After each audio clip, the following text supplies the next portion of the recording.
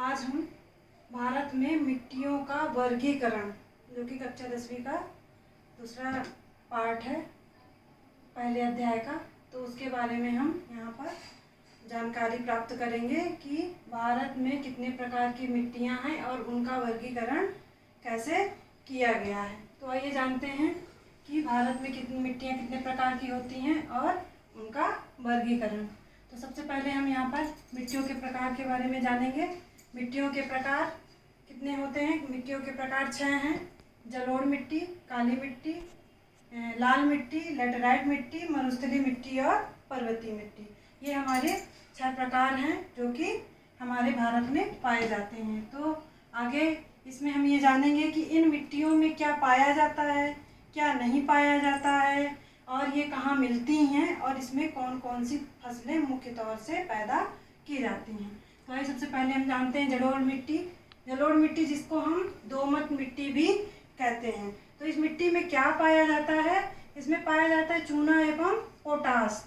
इसमें 2 चीज़ें ये प्रचुर मात्रा में पाई जाती हैं। दूसरा, इसमें क्या नहीं पाया जाता? तो क्या नहीं पाया जाता? इसमें नेत्रजन, फास्फोरस और वनस्पति अंश, ये चीज़ें इस मिट्टी में नहीं पाई जाती हैं। और ये मिट्टी मिलती हमें कहाँ कहाँ पर है? तो इस मिट्टी को मिलने का क्षेत्र है पंजाब, हरियाणा, उत्तर प्रदेश, बिहार, असम और मेघालय। इन क्षेत्रों में ये जलोढ़ मिट्टी हमको पाई जाती है, मिलती है। अगला है हमारा कि यहाँ पर कौन कौन सी फसलें पैदा की जाती हैं। इन मिट्टियों में हमें कौन कौन सी फसलें पैदा हम कर सकते हैं या की जाती हैं। तो इसमें चावल, गेहूँ, गन्ना और दालें, ये प्रमुख फसलें हैं जो इसमें से हम इनका उत्पादन करते हैं ज़्यादा मात्रा में। तो ये है हमारी पहली मिट्टी, जलोढ़ मिट्टी। तो इसमें हमने जान लिया है कि इसमें क्या पाया जाता है, क्या नहीं पाया जाता है, कहाँ मिलती है और कहाँ कौन सी फसलें इसमें पैदा की जाती हैं। अब है हमारी दूसरी मिट्टी, काली या रेगड़ मिट्टी, जिसको हम रेगड़ मिट्टी भी कहते हैं। तो इसमें क्या पाया जाता है?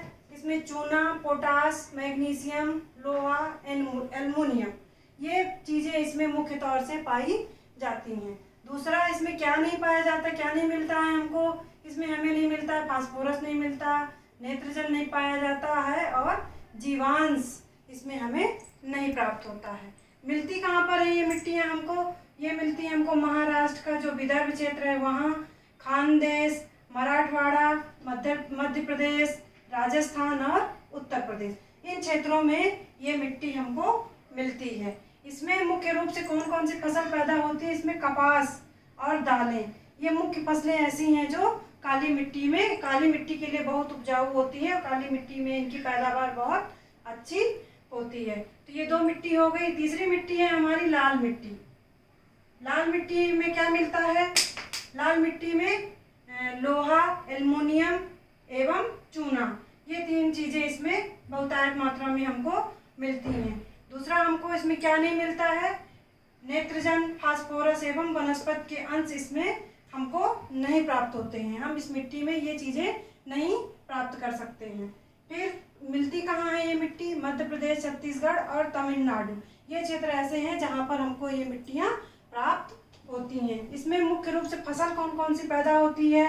कपास, दाल, गेहूँ और मोटे अनाज, ये जो है ये चीज़ें इसमें हमको लाल मिट्टी में प्राप्त होती हैं। यहाँ ये फसलें हम इस मिट्टी से अच्छी मात्रा में उत्पादन हम कर सकते हैं। अगला है हमारा लेटेराइट मिट्टी, जो कि मिट्टियों के प्रकार में चौथा प्रकार है।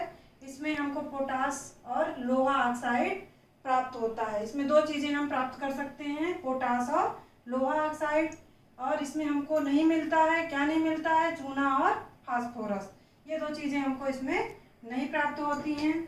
और ये मिलती कहाँ पर हमको हैं? तो ये मिलती है कर्नाटक का जो गुर्ग क्षेत्र है, उड़ीसा, पठार, महाराष्ट्र के रत्नागिरी जिले में ये मिट्टी हमको बहुतायत मात्रा में मिलती है। इसमें फसल कौन कौन सी होती हैं? इसमें फसल होती है चावल, कपास, दाल और मोटे अनाज, सिंकोना, चाय, कहवा, ये सारी चीज़ें हम इस मिट्टी से उत्पादन कर सकते हैं या उत्पादन करते हैं। ठीक है। अगला हमारा है पॉइंट 5वां, जो है मरुस्थलीय मिट्टी। तो मरुस्थलीय मिट्टी में क्या हमको मिलता है?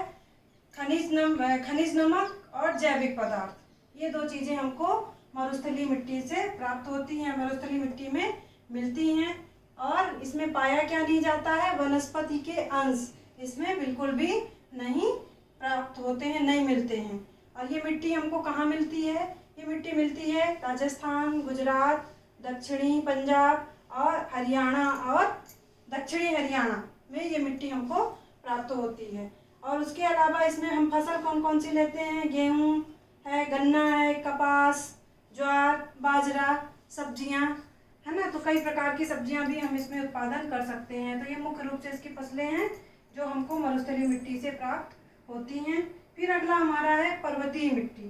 पर्वतीय मिट्टी में हमको क्या प्राप्त होता है, वनस्पति अंश और नाइट्रोजन, ये हमको उस पर्वतीय मिट्टी में प्राप्त होता है।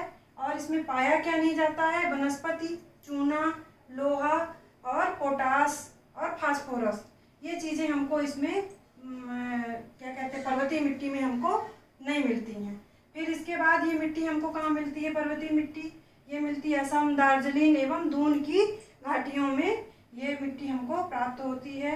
और इसकी मुख्य रूप से जो फसल है वो चाय और आलू है, जो कि इसमें से हम उत्पादन कर सकते हैं। तो इस तरह से हमारा ये मिट्टियों के 6 प्रकार हो गए। और किस मिट्टी में क्या पाया जाता है, क्या नहीं पाया जाता है, ये मिट्टी कहाँ मिलती है और इसमें फसलें कौन कौन सी होती हैं, ये एक चार्ट बना दिया गया है। क्योंकि मिट्टियों के 6 प्रकार हैं और मिट्टियों के 6 प्रकार में बहुत सारी चीज़ें ऐसी होती हैं जो कि थोड़ा सा कंफ्यूजन पैदा करती हैं कि किस मिट्टी में कौन सी चीज़ पाई जाती है, किस मिट्टी में कौन सी चीज़ नहीं पाई जाती और ये कहाँ मिलती है, इसमें फसलें कौन सी होती हैं। तो अगर हम इस चार्ट के माध्यम से अध्ययन करेंगे तो हमको आसानी से सारी चीज़ें याद हो जाएंगी और हम इसको परीक्षा में आसानी से लिख सकते हैं।